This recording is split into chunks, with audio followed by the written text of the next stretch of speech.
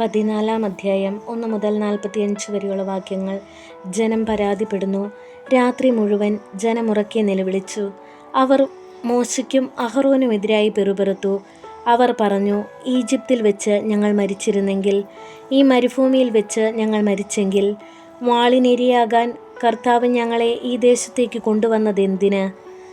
ഞങ്ങളുടെ ഭാര്യമാരും കുഞ്ഞുങ്ങളും ശത്രുക്കൾക്ക് ഇരയായി തീരുമല്ലോ. ഈജിപ്തിലേക്ക് തിരികെ പോകുന്നതല്ലേ നല്ലത്. അവർ പരസ്പരം പറഞ്ഞു, നമുക്കൊരു തലവനെ തിരഞ്ഞെടുത്ത് അവൻ്റെ കീഴിൽ ഈജിപ്തിലേക്ക് തിരികെ പോകാം. അപ്പോൾ മോശയും അഹറോനും അവിടെ ഒന്നിച്ചു കൂടിയിരുന്ന ഇസ്രായേൽ ജനത്തിൻ്റെ മുൻപിൽ കമിഴ്ന്നു വീണു. ദേശം ഉറ്റുനോക്കാൻ പോയവരിൽപ്പെട്ട നൂനിൻ്റെ മകൻ ജോഷുവയും യെഫുന്നെയുടെ മകൻ കാലേബും തങ്ങളുടെ വസ്ത്രം കീറി. അവർ ഇസ്രായേൽ സമൂഹത്തോട് പറഞ്ഞു, ഞങ്ങൾ ഉറ്റുനോക്കാൻ പോയ ദേശം അതിവിശിഷ്ടമാണ്. കർത്താവ് നമ്മിൽ സംപ്രീതനാണെങ്കിൽ അവിടുന്ന് നമ്മെ അങ്ങോട്ട് നയിക്കുകയും തേനും പാലും ഒഴുകുന്ന ആ ദേശം നമുക്ക് തരികയും ചെയ്യും. നിങ്ങൾ കർത്താവിനോട് മറുതലിക്കരുത്. ആ ദേശത്തെ ജനങ്ങളെ ഭയപ്പെടുകയുമരുത്. അവർ നമുക്കിരയാണ്. ഇനി അവർക്ക് രക്ഷയില്ല. കർത്താവ് നമ്മോട് കൂടെയാണ്. അവരെ ഭയപ്പെടേണ്ടതില്ല. എന്നാൽ ജോഷുവയെയും കാലബിനെയും കല്ലെറിയണമെന്ന് സമൂഹം ഒറ്റ സ്വരത്തിൽ പറഞ്ഞു. അപ്പോൾ സമാഗമ കൂടാരത്തിൽ കർത്താവിൻ്റെ മഹത്വം ഇസ്രായേലിന് പ്രത്യക്ഷമായി. മോശയുടെ മധ്യസ്ഥം. കർത്താവ് മോശയോട് അരുളി ചെയ്തു, ഈ ജനം എത്രത്തോളം എന്നെ പ്രകോപിപ്പിക്കും. അവരുടെ മധ്യേ ഞാൻ പ്രവർത്തിച്ചിട്ടുള്ള അടയാളങ്ങൾ കണ്ടിട്ടും എത്ര നാൾ എന്നെ അവർ വിശ്വസിക്കാതിരിക്കും. ഞാൻ അവരെ മഹാമാരി കൊണ്ട് പ്രഹരിച്ച് നിർമൂലനം ചെയ്യും. എന്നാൽ അവരെക്കാൾ വലുതും ശക്തവുമായ ഒരു ജനതയെ നിന്നിൽ നിന്ന് പുറപ്പെടുവിക്കും. മോശ കർത്താവിനോട് പറഞ്ഞു, ഈജിപ്തുകാർ ഇതേപ്പറ്റി കേൾക്കും. അവിടുത്തെ ശക്തമായ കരമാണല്ലോ ഈ ജനത്തെ അവരുടെ ഇടയിൽ നിന്ന് കൊണ്ടുപോകുന്നത്. ഈ ദേശത്ത് വസിക്കുന്നവരോടും അവർ ഇക്കാര്യം പറയും. കർത്താവേ, അങ്ങ് ഈ ജനത്തിൻ്റെ മധ്യേയുണ്ടെന്ന് അവർ കേട്ടിട്ടുണ്ട്. കാരണം ഈ ജനം അങ്ങയെ അഭിമുഖം കാണുന്നു. അവിടുത്തെ മേഘം ഇവരുടെ മുകളിൽ എപ്പോഴും നിൽക്കുന്നു. പകൽ മേഘസ്തംഭവും രാത്രിയിൽ അഗ്നിസ്തംഭവും കൊണ്ട് അവിടുന്ന് ഇവർക്ക് വഴി കാട്ടുന്നു. അതിനാൽ ഒരൊറ്റയാളെ എന്ന പോലെ അങ്ങ് ഈ ജനത്തെ സംഹരിച്ചു കളഞ്ഞാൽ അങ്ങയുടെ പ്രശസ്തി കേട്ടിട്ടുള്ള ജനതകൾ പറയും, അവർക്ക് കൊടുക്കാമെന്ന് സത്യം ചെയ്ത ദേശത്ത് അവരെ എത്തിക്കാൻ കർത്താവിന് കഴിവില്ലാത്തതുകൊണ്ട് മരുഭൂമിയിൽ വെച്ച് അവൻ അവരെ കൊന്നുകളഞ്ഞു. കർത്താവെ, അങ്ങ് അരുളി ചെയ്തിട്ടുള്ളതുപോലെ അങ്ങയുടെ ശക്തി വലുതാണെന്ന് പ്രകടമാക്കണമേ എന്ന് ഞാൻ പ്രാർത്ഥിക്കുന്നു. കർത്താവ് ക്ഷമാശീലനും അചഞ്ചല സ്നേഹം കവിഞ്ഞൊഴുകുന്നവനുമാണ്. അവിടുന്ന് അകൃത്യവും അപരാധങ്ങളും ക്ഷമിക്കുന്നവനാണ്. എന്നാൽ കുറ്റക്കാരനെ വെറുതെ വിടാതെ പിതാക്കന്മാരുടെ അകൃത്യങ്ങൾക്ക് മക്കളെ 3-4 തലമുറ വരെ ശിക്ഷിക്കുന്നവനുമാണെന്ന് അങ്ങ് അരുളി ചെയ്തിട്ടുണ്ടല്ലോ. അങ്ങയുടെ കാരുണ്യാതിരേകത്തിന് യോജിച്ച വിധം ഈജിപ്ത് മുതൽ ഇവിടം വരെ ഈ ജനത്തോട് ക്ഷമിച്ചതുപോലെ ഇപ്പോഴും ഇവരുടെ അപരാധം പൊറുക്കണമേ എന്ന് അങ്ങയോട് ഞാൻ യാചിക്കുന്നു. അപ്പോൾ കർത്താവ് അരുളി ചെയ്തു, നിന്റെ അപേക്ഷ സ്വീകരിച്ച് ഞാൻ ക്ഷമിച്ചിരിക്കുന്നു. എന്നാൽ ഞാനാണേ, ഭൂമി നിറഞ്ഞിരിക്കുന്ന എൻ്റെ മഹത്വമാണേ, കർത്താവായി ഞാൻ പറയുന്നു, എൻ്റെ മഹത്വവും ഈജിപ്തിലും മരുഭൂമിയിലും വെച്ച് ഞാൻ ചെയ്ത അടയാളങ്ങളും കണ്ടിട്ടും എന്നെ 10 പ്രാവശ്യം പരീക്ഷിക്കുകയും എൻ്റെ സ്വരം അവഗണിക്കുകയും ചെയ്ത ഈ ജനത്തിൽ ആരും അവരുടെ പിതാക്കന്മാർക്ക് ഞാൻ വാഗ്ദാനം ചെയ്ത ദേശം കാണുകയില്ല. എന്നെ നിന്ദിച്ചവരാരും അത് കാണുകയില്ല. എന്നാൽ എൻ്റെ ദാസനായ കാലേബിനെ അവൻ ഉറ്റുനോക്കിയ ദേശത്തേക്ക് ഞാൻ കൊണ്ടുപോകും. അവൻ്റെ സന്തതികൾ അത് കൈവശമാക്കും. എന്തെന്നാൽ അവനെ നയിച്ച ചൈതന്യം വ്യത്യസ്തമാണ്. അവൻ എന്നെ പൂർണ്ണമായി അനുഗമിക്കുകയും ചെയ്തു. താഴ്വരയിൽ അമലേക്യരും കാനാന്യരും പാർക്കുന്നതുകൊണ്ട് നാളെ ചെങ്കടലിലേക്കുള്ള വഴിയിലൂടെ മരുഭൂമിയിലേക്ക് പിന്തിരിയുക. കർത്താവ് മോശയോടും അഹ്റോനോടും അരുളി ചെയ്തു, വഴി പിഴച്ച ഈ സമൂഹം എത്ര നാൾ എനിക്കെതിരെ പിറുപിറുക്കും? എനിക്കെതിരെ ഇസ്രായേൽ ജനം പിറുപിറുക്കുന്നത് ഞാൻ കേട്ടിരിക്കുന്നു. അവരോട് പറയുക, ജീവിക്കുന്നവനായി ഞാൻ ശപഥം ചെയ്യുന്നു, എന്നെ കേൾക്കെ നിങ്ങൾ പിറുപിറുത്തതുപോലെ ഞാൻ നിങ്ങളോട് ചെയ്യും. നിങ്ങളുടെ ശവങ്ങൾ ഈ മരുഭൂമിയിൽ വീഴും. നിങ്ങളിൽ 20ഉം അതിലേറെ വയസ്സുള്ളവരിൽ എനിക്കെതിരായി പിറുപിറുത്ത ഒരാൾ പോലും നിങ്ങളെ പാർപ്പിക്കാമെന്ന് ഞാൻ വാഗ്ദാനം ചെയ്ത ദേശത്ത് പ്രവേശിക്കുകയില്ല. യെഫുന്നെയുടെ മകൻ കാലേബും നൂനിൻ്റെ മകൻ ജോഷുവയും മാത്രം അവിടെ പ്രവേശിക്കും. എന്നാൽ ശത്രുക്കൾക്ക് ഇരയാകുമെന്ന് നിങ്ങൾ ഭയപ്പെട്ട നിങ്ങളുടെ മക്കളെ ഞാൻ അവിടെ പ്രവേശിപ്പിക്കും. നിങ്ങൾ തിരസ്കരിച്ച ആ ദേശം അവർ അനുഭവിക്കും. നിങ്ങളുടെ ശവങ്ങൾ ഈ മരുഭൂമിയിൽ വീഴും. നിങ്ങളിൽ അവസാനത്തെയാൾ ഈ മരുഭൂമിയിൽ വീഴുന്നതുവരെ നിങ്ങളുടെ അവിശ്വസ്തതയ്ക്ക് പ്രായശ്ചിത്തം ചെയ്തുകൊണ്ട് നിങ്ങളുടെ മക്കൾ 40 വർഷം ഈ മരുഭൂമിയിൽ നാടോടികളായി അലഞ്ഞു തിരിയും. 40 ദിവസം നിങ്ങൾ ആ ദേശം രഹസ്യ നിരീക്ഷണം നടത്തി. ഒരു ദിവസത്തിന് 1 വർഷം വീതം 40 വർഷത്തേക്ക് നിങ്ങളുടെ അകൃത്യത്തിന് നിങ്ങൾ പ്രായശ്ചിത്തം ചെയ്യണം. എന്നോട് കാട്ടിയ അവിശ്വസ്തതയുടെ രൂക്ഷത അങ്ങനെ നിങ്ങൾ അറിയും. കർത്താവായ ഞാനാണ് പറയുന്നത്. എനിക്കെതിരെ ഒത്തുചേർന്ന ദുഷ്ടന്മാരുടെ ഈ കൂട്ടത്തോട് തീർച്ചയായും ഞാൻ ഇത് ചെയ്യും. അവരിൽ അവസാനത്തെ മനുഷ്യൻ വരെ ഈ മരുഭൂമിയിൽ മരിച്ചു വീഴും. ദേശം ഒറ്റുനോക്കാൻ മോശ അയക്കുകയും മടങ്ങി വന്ന തെറ്റായ വാർത്ത പ്രചരിപ്പിക്കുകയും മോശയ്ക്കെതിരെ ജനം മുഴുവൻ പിറുപിറുക്കാൻ ഇടയാക്കുകയും ചെയ്തവർ മഹാമാരി ബാധിച്ച് കർത്താവിൻ്റെ മുൻപിൽ മരിച്ചു വീണു. ഒറ്റുനോക്കാൻ പോയവരിൽ നൂനിൻ്റെ മകനായ ജോഷുവയും യെഫുന്നയുടെ മകൻ കാലേബും മരിച്ചില്ല. മോശ ഇക്കാര്യം ഇസ്രായേൽ ജനത്തോട് പറഞ്ഞു. അവർ ഏറെ വിലപിച്ചു. പിറ്റേന്ന് അതിരാവിലെ എഴുന്നേറ്റ് അവർ മലമുകളിലേക്ക് പോകാൻ ഒരുങ്ങി. അവർ പറഞ്ഞു, ഞങ്ങൾ പാപം ചെയ്തു പോയി. എന്നാൽ കർത്താവ് വാഗ്ദാനം ചെയ്ത ദേശത്തേക്ക് പോകാൻ ഇപ്പോഴിതാ ഞങ്ങൾ തയ്യാറാണ്. അപ്പോൾ മോശ പറഞ്ഞു, നിങ്ങൾ എന്തിന് കർത്താവിൻ്റെ കൽപ്പന ലംഘിക്കുന്നു? അതൊരിക്കലും വിജയിക്കുകയില്ല. ശത്രുക്കളുടെ മുൻപിൽ തോൽക്കാതിരിക്കാൻ നിങ്ങളിപ്പോൾ മലമുകളിലേക്ക് കയറരുത്. എന്തെന്നാൽ കർത്താവ് നിങ്ങളുടെ കൂടെയില്ല. അമലേക്യരും കാനാന്യരും നിങ്ങൾക്കെതിരെ നിൽക്കും. നിങ്ങൾ അവരുടെ വാളിനിരയാകും. കർത്താവിന് പുറംതിരിഞ്ഞു നിൽക്കുകയാൽ അവിടുന്ന് നിങ്ങളോട് കൂടെ ഉണ്ടായിരിക്കുകയില്ല. കർത്താവിൻ്റെ വാഗ്ദാന പേടകമോ മോശയോ പാളയത്തിൽ നിന്ന് ഇറങ്ങിച്ചെല്ലാതിരുന്നിട്ടും അവർ ധിക്കാരപൂർവ്വം മലയിലേക്ക് കയറി. മലയിൽ പാർത്തിരുന്ന അമലേക്യരും കാനാന്യരും ഇറങ്ങി വന്ന് അവരെ ഹോർമ വരെ തോൽപ്പിച്ചോടിച്ചു. 15-ാം അധ്യായം 1 മുതൽ 41 വരെയുള്ള വാക്യങ്ങൾ. കർത്താവിനുള്ള കാഴ്ചകൾ. കർത്താവ് മോശയോട് അരുളിച്ചെയ്തു, ഇസ്രായേൽ ജനത്തോട് പറയുക, നിങ്ങൾക്ക് അധിവസിക്കാൻ ഞാൻ തരുന്ന ദേശത്ത് നേർച്ചയോ സ്വഭീഷ്ട കാഴ്ചയോ നിർദ്ദിഷ്ടമായ തിരുനാളുകളിൽ അർച്ചനയോ ആയി കർത്താവിൻ്റെ മുൻപിൽ പരിമളം പരത്തുന്നതിന് കന്നുകാലികളിൽ നിന്നോ ആട്ടിൻപറ്റത്തിൽ നിന്നോ ദഹനബലിയോ മറ്റു ബലികളോ നിങ്ങൾ അർപ്പിക്കുമ്പോൾ വഴിപാട് കൊണ്ടുവരുന്ന ആൾ 1/4 ഹിൻ എണ്ണ ചേർത്ത 1/10 ഏഫ നേരിയ മാവ് ധാന്യബലിയായി കൊണ്ടുവരണം. ദഹനബലിയോടും മറ്റു ബലികളോടുമൊപ്പം അർപ്പിക്കേണ്ട ബലിക്ക് ആട്ടിൻകുട്ടി ഒന്നിന് 1/4 ഹിൻ വീഞ്ഞു വീതം തയ്യാറാക്കണം. മുട്ടാടാണെങ്കിൽ 10-2 ഏഫ നേരിയ മാവിൽ 3/1 ഹിൻ എണ്ണ ചേർത്ത് ധാന്യബലി തയ്യാറാക്കണം. പാനീയ ബലിക്ക് 3/1 ഹിൻ വീഞ്ഞ് സൗരഭ്യമായി കർത്താവിന് അർപ്പിക്കണം. കർത്താവിന് നേർച്ചയോ സമാധാന ബലിയോ സമർപ്പിക്കുന്നതിനായി ഒരു കാളയെ ദഹനബലിയോ മറ്റു ബലിയോ ആയി ഒരുക്കുമ്പോൾ 1/2 ഹിൻ എണ്ണ ചേർത്ത 10-3 ഏഫ നേരിയ മാവ് ധാന്യബലിയായി അർപ്പിക്കണം. ദഹനബലിയോടൊപ്പം കർത്താവിൻ്റെ മുൻപിൽ പരിമളം പരത്താനായി 1/2 ഹിൻ വീഞ്ഞ് പാനീയ ബലിയായും അർപ്പിക്കണം. കാളക്കുട്ടി, മുട്ടാട്, ആട്ടിൻകുട്ടി, കോലാട്ടിൻകുട്ടി ഇവയിലേതായാലും ഇപ്രകാരം തന്നെ ചെയ്യണം.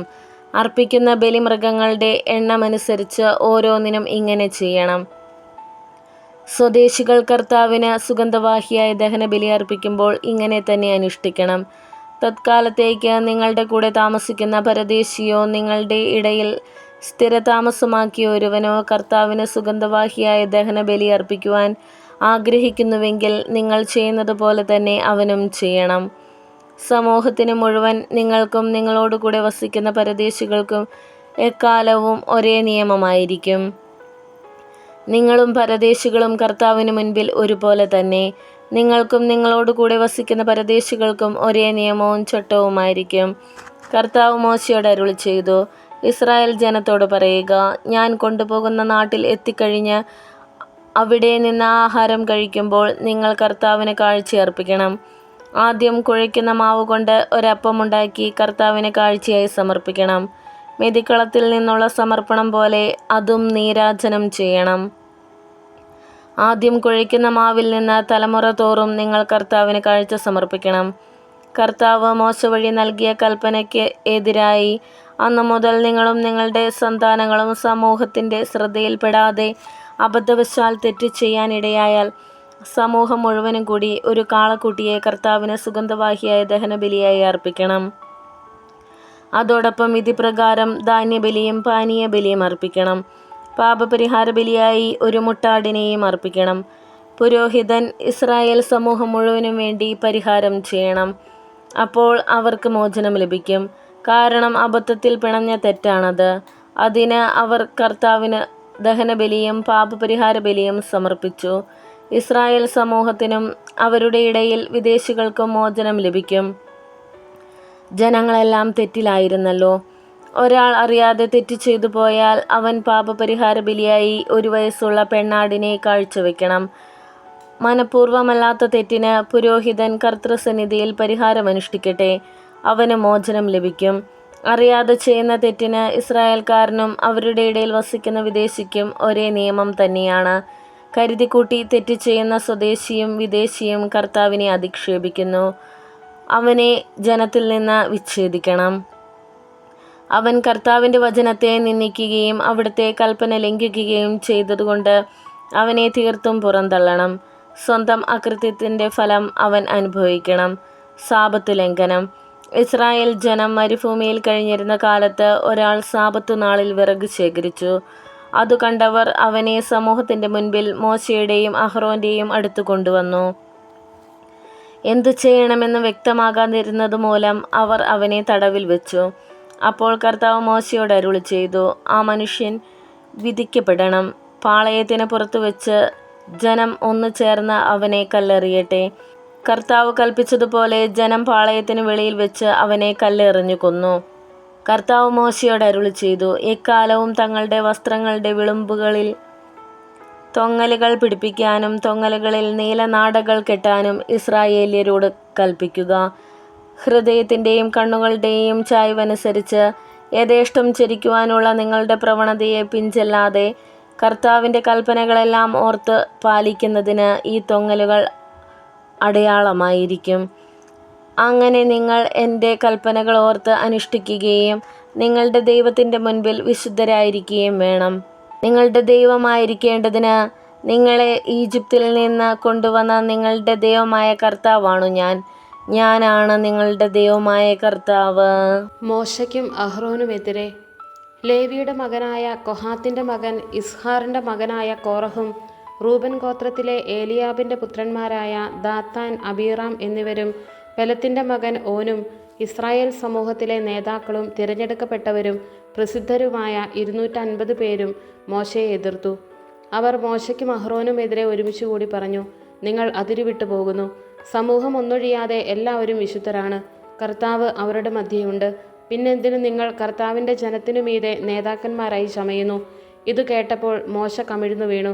അവൻ കോറഹിനോടും അനുചരന്മാരോടും പറഞ്ഞു, തനിക്കുള്ളവരാരെന്നും വിശുദ്ധൻ ആരെന്നും നാളെ പ്രഭാതത്തിൽ കർത്താവ് വെളിപ്പെടുത്തും.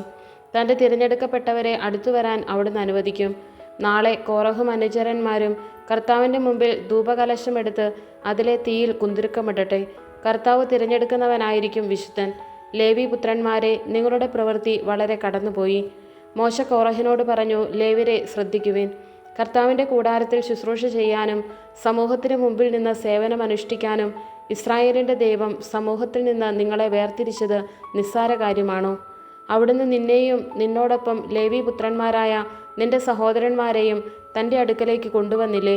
നിങ്ങൾ പൗരോഹിത്യം കൂടി കാംക്ഷിക്കുന്നോ? കർത്താവിനെതിരെയാണ് നീയും അനുചരന്മാരും സംഘം ചേർന്നിരിക്കുന്നത്. അഹ്റോനെതിരെ പിറുപിറുക്കാൻ അവൻ ആരാണ്? അനന്തരം ഏലിയാബിൻ്റെ മക്കളായ ദാത്താനെയും അബീറാമിനെയും വിളിക്കാൻ മോശ ആളയച്ചു. എന്നാൽ വരില്ലെന്ന് അവർ പറഞ്ഞു. മരുഭൂമിയിൽ വെച്ച് കൊല്ലേണ്ടതിന് തേനും പാലും ഒഴുകുന്ന നാട്ടിൽ നിന്ന് ഞങ്ങളെ കൊണ്ടുവന്നത് നിനക്ക് മതിയായില്ലേ? ഞങ്ങളുടെ അധിപതിയാകാൻ കൂടി ശ്രമിക്കുന്നോ? മാത്രമല്ല, നീ ഞങ്ങളെ തേനും പാലും ഒഴുകുന്ന ദേശത്ത് എത്തിച്ചില്ല. നിലങ്ങളും മുന്തിരിത്തോട്ടങ്ങളും കൈവശപ്പെടുത്തി തന്നതുമില്ല. ഇവരെ അന്ധരാക്കാമെന്നാണോ ഭാവം? ഞങ്ങൾ വരികയില്ല. മത്സരികൾക്ക് ശിക്ഷ. മോശ കുപിതനായി. അവൻ കർത്താവിനോട് പ്രാർത്ഥിച്ചു, കർത്താവെ, അവരുടെ കാഴ്ചകൾ സ്വീകരിക്കരുതേ. ഞാൻ അവരുടെ ഒരു കഴുതയെപ്പോലും എടുത്തിട്ടില്ല. അവരിൽ ആരെയും ദ്രോഹിച്ചിട്ടുമില്ല. മോശ കോറഹിനോട് പറഞ്ഞു, നീയും നിന്റെ അനുയായികളും നാളെ കർത്താവിൻ്റെ മുമ്പിൽ ഹാജരാകണം. നിങ്ങളോടൊപ്പം അഹ്റോനും ഉണ്ടായിരിക്കും. ഓരോരുത്തനും സ്വന്തം ധൂപകലശത്തിൽ കുന്തുരുക്കമിട്ട് കർത്താവിൻ്റെ സന്നിധിയിൽ കൊണ്ടുവരണം.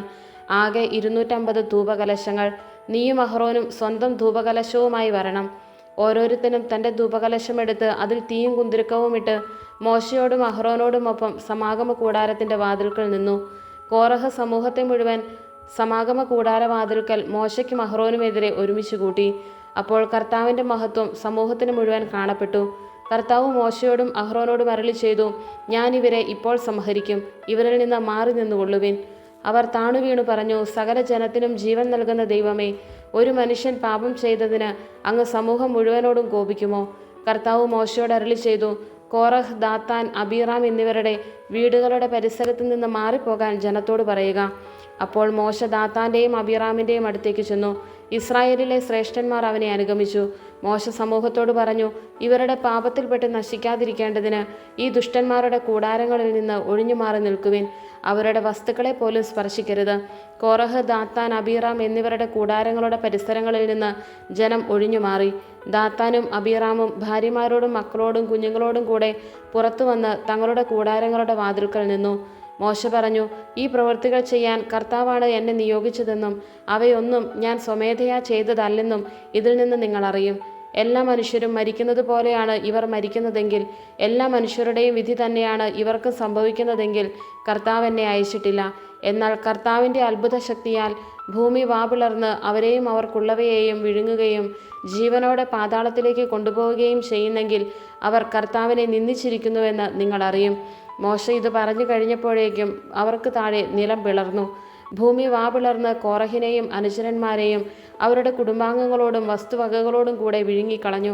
അവരും അവരോട് ബന്ധപ്പെട്ടവരും ജീവനോടെ പാതാളത്തിൽ പതിച്ചു. ഭൂമി അവരെ മൂടി. അങ്ങനെ ജനമധ്യത്തിൽ നിന്ന് അവർ അപ്രത്യക്ഷരായി. അവരുടെ നിലവിളി കേട്ട് ചുറ്റും നിന്ന ഇസ്രായേല്യർ ഭൂമി നമ്മെക്കൂടി വിഴുങ്ങിക്കളയാതിരിക്കട്ടെ എന്ന് പറഞ്ഞ് ഓടിയകന്നു. കർത്താവിൽ നിന്ന് അഗ്നി ഇറങ്ങി ധൂപാർച്ചന നടത്തിക്കൊണ്ടിരുന്ന 250 പേരെയും ദഹിപ്പിച്ചു കളഞ്ഞു.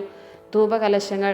കർത്താവ് മോശയോട് അരുളി ചെയ്തു, പുരോഹിതനായ അഹ്റോന്റെ പുത്രൻ എലയാസറിനോട് പറയുക, അഗ്നിയിൽ നിന്ന് ധൂപകലശങ്ങൾ എടുത്ത് അവയിലെ തീ ദൂരെ കളയുക.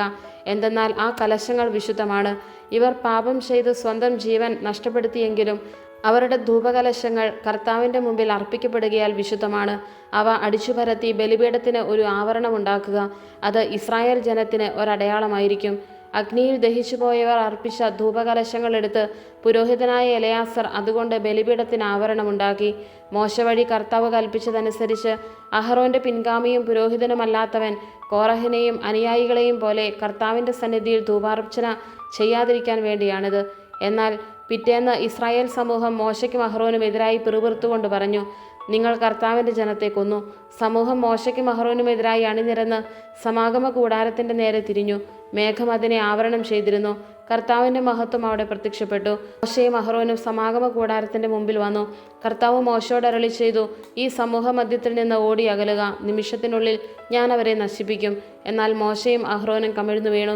മോശ അഹ്റോനോട് പറഞ്ഞു, ബലിപീഠത്തിൽ നിന്ന് അഗ്നിയെടുത്ത് ധൂപകലശത്തിലിടുക. പരിമളദ്രവ്യം ചേർത്ത് ഉടനെ സമൂഹത്തിൻ്റെ മധ്യത്തിലേക്ക് കൊണ്ടുപോയി അവർക്ക് വേണ്ടി പാപപരിഹാരം അനുഷ്ഠിക്കുക. കാരണം കർത്താവിൻ്റെ കോപം പൊട്ടിപ്പുറപ്പെട്ടിരിക്കുന്നു. മഹാമാരി ആരംഭിച്ചു കഴിഞ്ഞു.